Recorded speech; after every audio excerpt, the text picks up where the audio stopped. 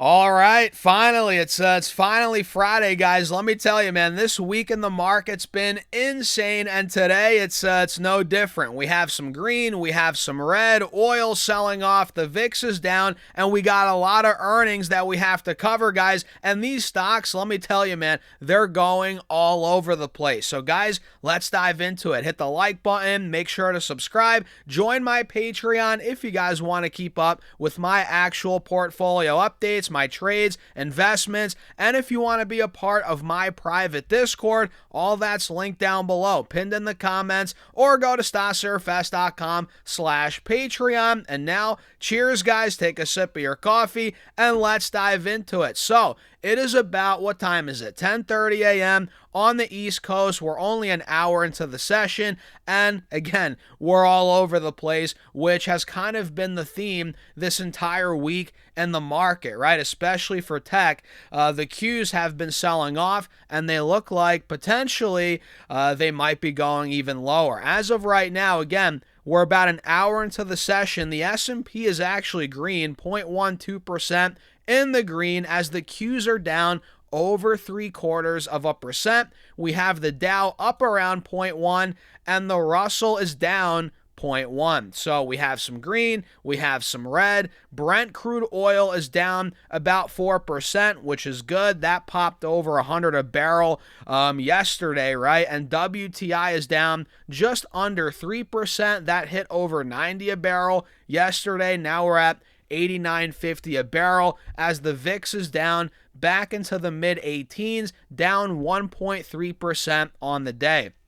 Not much movement, honestly, from the volatility index. But what I really want to focus on before we dive into these earnings, a couple stocks I'm watching, so make sure you guys stick on throughout the entire video. Before we do that, I want to show you what I'm noticing on the Qs right here. Guys, this is pointing to more downside. Let me zoom in and show you all exactly what I'm looking at. So we talked about this yesterday. Now it's actually starting to play out slowly. The descending triangle on the 4-hour chart. It is clear as day, guys. We have a clear support at 690, 685, and we've been making lower highs into that support for the last couple of weeks, right? You're noticing it. We hit 750, 743, 734, 726, and most recently, a couple days ago, we hit about 708, 710,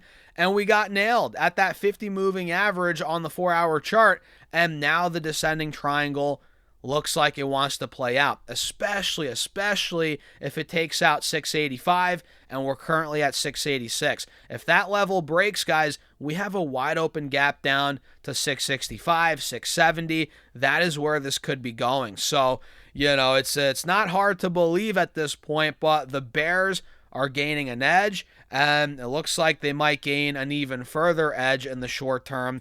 But when in doubt, zoom out. You guys know I say that all the time. If you look at the 1-year chart, we're fine. Even if this triangle plays out in the short term, look, the Qs get down to 660, 670. We're still going to be above the 180 moving average on the 1-year chart, and we're still in a bull market.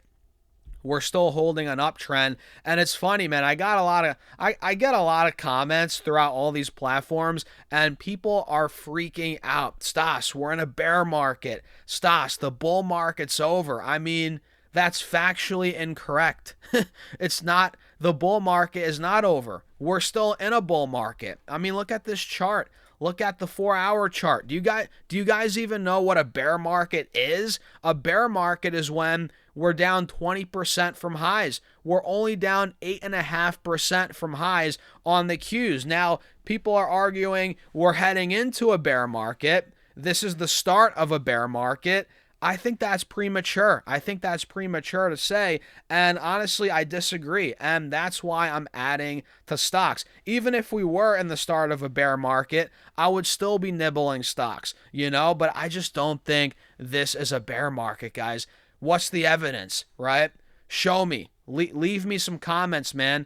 I want to hear why we're in a bear market, even though we're only down 8.5%. and the longer term charts look great. But enlighten me. Are we in a bear market? Why are we in a bear market? Let me know. But in the short term, guys, again, this triangle looks like it wants to play out. We're down now 0.9% on the Qs. We're down almost 1%. Now we're about to be down 1%. And I think this could get down to about 670, and that's where we're probably going to get another relief rally, right? 670, 675, if it even gets there. So what do you guys think about that? Let me know in the comments. I'm curious where your head's at, and hit that like button, by the way. Make sure to subscribe and hit that follow button. Subscribe on YouTube. Hit that follow button on Facebook, guys. I appreciate all your support as always. So let's dive into earnings, stocks, what I'm looking to do. So NextEra Energy just gave us numbers. The stock's down about 0.75% after initially popping after the print. You guys can see here, we saw a nice pop. Actually, it was this morning. Yeah, we hit $91. Then we dumped back under 90. Now we're at 89.12, and we're kind of wrestling with this resistance. You guys probably remember last time we covered MEE. We talked about this ascending triangle right here, but at the same time, we mentioned how $90, that used to be support for a couple months. We fell through it. Now it's resistance, right? So NEE needs to get through 90, 92 a share, and at that point, this could catch fire. I think it could fill the gap back to $100, 98, $100, and we might be able to break out even further from there. Baby steps, though, guys. Baby steps. And it looks like here they reported adjusted EPS of $1.15 versus $1.10 from last year. Okay, expected rather, not last year. $1.15 versus $1.10. That beat. And sales missed, $7.53 billion versus $8.04 billion expected. So a decent miss on sales, guys. And let's see if guidance can make up for it. It looks like they back their full year adjusted EPS view of $3.92 to $4.02. Okay, anything on revenue, guys? Let's see here. They posted operating revenue of 7.53. Blah blah blah. They expect to grow dividend at 6%. From I guess from the end of 26 through 2028. Okay, I don't care too much about the dividend, guys. Looks like we don't have anything on sales guidance here, but decent EPS guidance, and the fact that they missed revenue, I'm not loving, but the stock seems to be digesting that pretty well right now. It's not like they're tanking, which honestly is a bit not surprising maybe, but I guess that's a good sign that the stock maybe doesn't want to go much lower. The fact that they missed revenue by $500 million and the stock's not really falling much, hey, that's actually a good sign. But I'm still going to wait and see if NEE can take out $91, $91. So I'm going to set my alert at 90. And you guys know we mentioned this in a recent video, the next phase of the AI trade. This stock is in that basket of stocks that I'm watching, and I'm just waiting for the alert. I'm waiting for the confirmation, shall I say. So that's NEE. We also got earnings out of AXP, American Express. The stock's down over 6% right now. Earnings came out this morning, and it's off a cliff. It's falling off a cliff, complete falling knife. Now we're back under these moving averages for the first time in a couple of weeks. And honestly, man, even though it is a falling knife, it's off a cliff, the chart doesn't look that bad. You know, we're still maintaining trend. We're still well above the lows from the beginning of June. We hit about 300, 302. Now we're at 320. So let's see if this can potentially stabilize in the lowish 300 range. 310, 315, you know, that's a spot I'm watching. So AXP reported, let's see, EPS of $4.53. That beat the $4.40 expected on sales of $19.63 billion versus $19.69. So they actually missed on sales, not nearly as bad of a miss as NEE, but the stock's taking it much worse than NEE, as again, it's tanking. They expect full year EPS to range between 1730 to 1790. The estimate 1772, pretty much right in line with the estimate there. Anything on sales? Looks like they expect earnings surpass expectation as card spending increases 9%. So a lot of people are swiping that Amex, guys. Yeah, you know what I mean? They're swiping that Amex. And I'm watching it overall as, look, again, it's holding trend. The stock is a falling knife, not loving it, but I'm watching it to see when the dust will settle. Maybe we can get a rebound play on AXP. Intel also reported earnings, which you guys know Intel has been one of the hottest stocks in the market, and it's down. It's down 4% after earnings. The stock initially popped to 113, and now it's at 96. So these earnings came out yesterday. We're down 15% from that peak in the aftermarket, and it's the same old, right? We've seen these companies this earnings season report good earnings, strong guidance, and the gains just can't hold. That's what we're seeing now on Intel. And let me show you here, guys. They reported, let's see if I can even see it here, EPS of 42 cents adjusted, which literally beat the estimate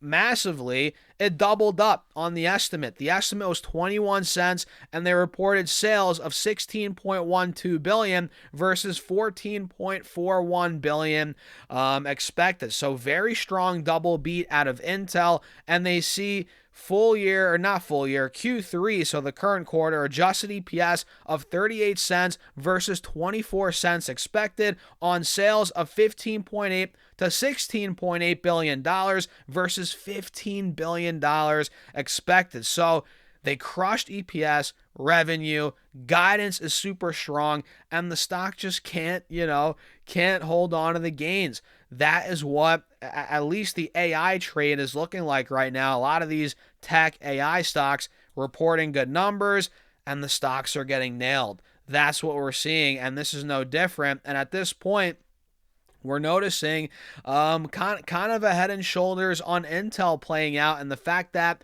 it failed to really break back through the mid-1 teens, right, back to 120 plus.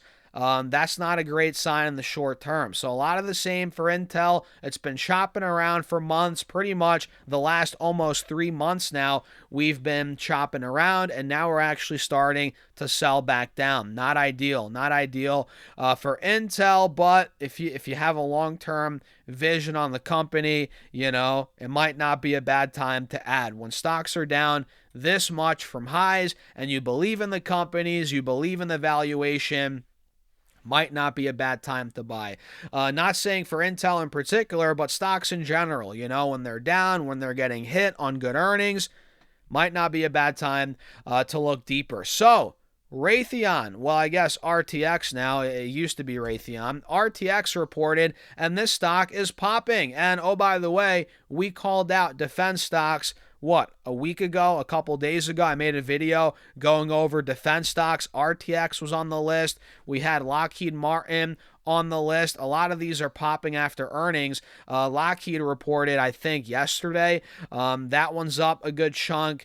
What other ones did we mention? I forget. Either way, Lockheed Martin I can't even talk. Lockheed Martin reported earnings. Let me show you this one too, guys. Might as well. They did EPS. Where's the EPS here, guys? Earnings per share of $7.94. Sales over $20 billion. And they see cap spending of $2 to $2.4 billion versus the prior look of 2.5 to 2.8. So spending is coming down. And again, the environment we're in right now with Iran, right? The conflict in the Middle East, it's a perfect storm for these defense stocks to go up, and they reported pretty good numbers, sending the stocks higher. Not surprising. Raytheon as well, right? This one's popping now to multi-month highs. Am I chasing it now? Probably not. The time to get in was over the last couple weeks, but I'm still watching them, right? RTX reported earnings per share of $1.89 adjusted, which beat the $1.66 on sales of $24.7 billion versus $22.89 billion. So very strong beat for Raytheon. Great numbers out of Lockheed, and the defense stocks continue to truck along, guys. And TMUS, T-Mobile, reported this stock tanked. I guess, yeah, that was yesterday. Now it's seeing a relief rally, but still not looking so pretty, guys. T-Mobile reported earnings per share. Let's see if I can find it, guys. Come on. Earnings per share of $2.99 on revenue of, where the heck's the revenue, guys? 22 billion, right? Or is that's not including a certain segment, is it? Either way, their stock's tanking, guys. I can't find the numbers. Oh no, here it is. 22.79 billion. That missed the 22.94 expected on sales of $2.99 versus $2.58. That beat. So mixed earnings out of TMUS, and the stock's continuing the downtrend.